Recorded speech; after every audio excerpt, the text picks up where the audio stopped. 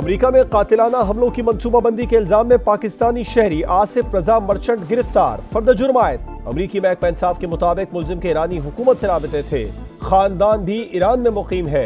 मुलजिम ने उजरती कातिल की तलाश में न्यूयॉर्क का दौरा किया, जहां पकड़ा गया। डोनाल्ड ट्रंप और दीगर उसका मुमकिन हदफ थे। तर्जुमान व्हाइट हाउस का कहना है मुलजिम का साबिक अमेरिकी सदर पर हमले से कोई ताल्लुक नहीं।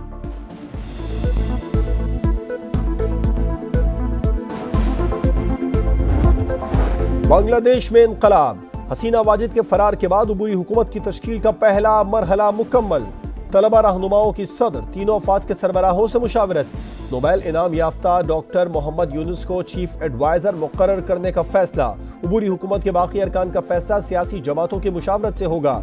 हसीना वाजिद के 2 साबिक मुजरा मुल्क से फरार होने की कोशिश में गिरफ्तार। मुल्क में सूरत हाल बदस्तूर कशीदा। जेलों पर हमले, 500 से जायद सियासी कैदे रिहा करवा लिए। बांग्लादेश की फौज में बड़े पैमाने पर तब्दीलियां। मेजर जनरल जियाउल एहसन नौकरी से बर्खास्त। अदम तहफ्फुज पर बांग्लादेश की पुलिस पर हड़ताल पर चली गई। भारत हसीना वाजिद और उनकी बहन को गिरफ्तार करके वापस भेजे।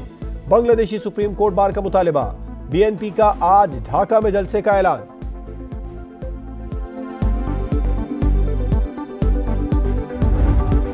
हसीना वाजिद की गेम ओवर होने से परेशान भारत का नया पैंतरा।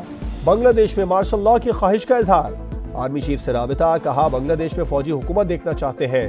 अमन और अमान की जल्द बहाली का मुतालिबा। ऑल पार्टीज कॉन्फ्रेंस में वजीर खारजा की बांग्लादेश के हालात पर ब्रीफिंग। नरेंद्र मोदी और राहुल गांधी की भी शिरकत। नई दिल्ली के इशारों पर चलने वाली हसीना वाजिद पर भारतीय जमीन तंग। मोदी सरकार जान छुड़ाने लगी। बरतानिया भेजने का प्लान।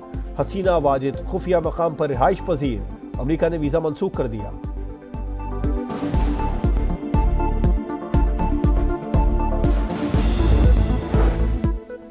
हुकूमत और जमात इस्लामी के दरमियान मुज़ाकिरात का तीसरा दौर। वफाकी वज़ीर इत्तलात अता तारड़ का कहना है बातचीत में अच्छी पेशरफ्त हुई। आज दोबारा बैठक लगेगी। लियाकत बलोच ने कहा 7 नुकात पर एक बार फिर हुकूमत के सामने रख दिए।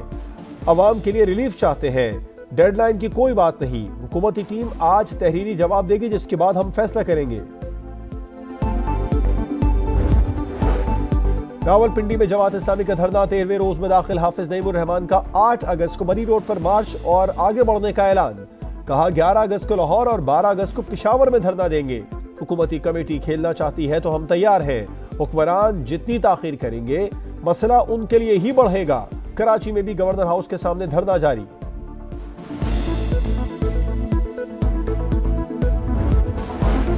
अहम कानून साजी। हुकूमत नया इलेक्शन एक्ट मंजूर कराने में कामयाब। कौमी असम्बली और सेनेट से इलेक्शन एक्ट तरमीमी बिल 2024 कसरत राय से मंजूर। कौमी असम्बली में अपोजिशन की हंगामा आराई, बिल की कॉपियां फाड़ दी। ऐवान बाला में भी हिज़्ब इख्तिलाफ का शोर शराबा। तरमीमी बिल के मुताबिक इंतखाबी निशान के हुसूल से कबल पार्टी सर्टिफिकेट जमा न कराने वाला उम्मीदवार आज़ाद तस्वुर होगा। तरजीही फहरिस्त जमा न कराने वाली जमातें मखसूस नशिस्तों की अहल नहीं होंगी। उम्मीदवार का एक बार किसी सियासी जमात से वाबस्तगी का इजहार नाकाबिल तनसीख होगा।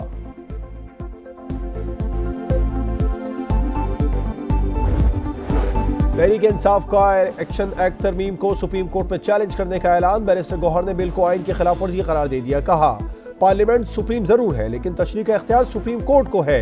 शहबाज शरीफ हसीना वाजिद से फोन करके जाने का रास्ता पूछ लें। बिल के पीछे पार्लियामान नहीं, सियासी जमात की फिस्तायत है। अवाम का जम गफीर हुकूमत को निशान इबरत बना देगा।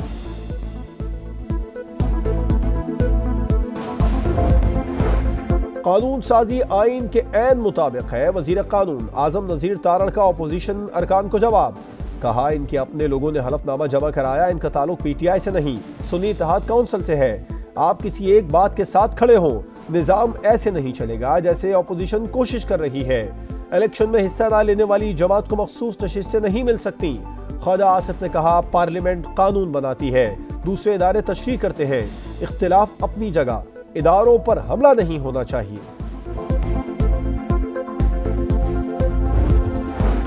बलूचिस्तान को तरक्की के धारे में लाने के लिए पहले भी काम किया, आइंदा भी करेंगे। सूबे की खुशहाली के लिए मुआवनत करेंगे। सदर आसिफ जरदारी के वजीर आला सरफराज बुख्ती से मुलाकात में गुफ्तगू। बलूचिस्तान सियासी सूरत हाल और तरक्याती मंसूबों पर तबादला ख्याल। दहशतगर्दों की माली मुआवनत का केस, तर्जुमान तहरीक इंसाफ रऊफ हसन अडियाला जेल से रिहा। इंसदाद दहशतगर्दी अदालत इस्लामाबाद ने पीटीआई रहनुमा को रिहा करने के अहकाम जारी किए थे।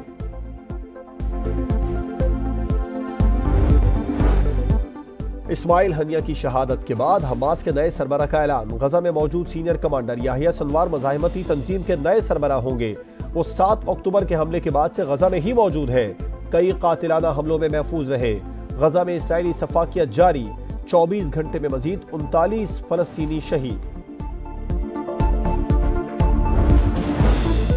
ओआईसी के एग्जीक्यूटिव कमेटी का गैर मामूली इजलास आज होगा। गजा की सूरत हाल पर गौर किया जाएगा। पाकिस्तान की नुमाइंदगी के लिए इसहाक डार सऊदी अरब पहुंच गए। नायब वजीर आजम की मदीना मुनव्वरा में रोज़ा रसूल सल्लल्लाहु अलैहि वसल्लम पर हाजिरी।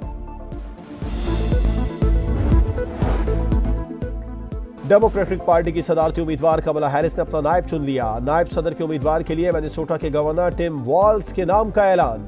टिम वॉल्स 2019 से मिनेसोटा के गवर्नर हैं। बरतानिया में सफेद फार्म नस्ल परस्तों की शरपसंदी जारी। इंग्लैंड के बाद शुमाली आयरलैंड में भी पुरतशद्दुद मुजाहरे। बेलफास्ट में तोड़ फोड़ और जलाओ घेराव। मुस्लिम कम्युनिटी अपनी सिक्योरिटी के लिए फिक्रमंद। वजीर आजम कीर स्टारमर का कहना है कि अब तक 400 शरपसंदों को गिरफ्तार कर चुके। 1 हफ्ते में सजा सुना दी जाएगी। और मेडल का इंतजार, उम्मीदें बरकरार। कामयाबी की तरफ पहला कदम। अरशद नदीम ने क्वालिफाइंग राउंड पार कर लिया। पेरिस ओलंपिक्स के जावलिन थ्रो मुकाबलों में पाकिस्तानी एथलीट को फाइनल का टिकट मिल गया। अरशद नदीम ने जावलिन को 86.59 मीटर दूर फेंका। क्वालिफाइंग राउंड के 32 एथलीट्स में चौथे नंबर पर रहे। फाइनल 8 अगस्त को होगा।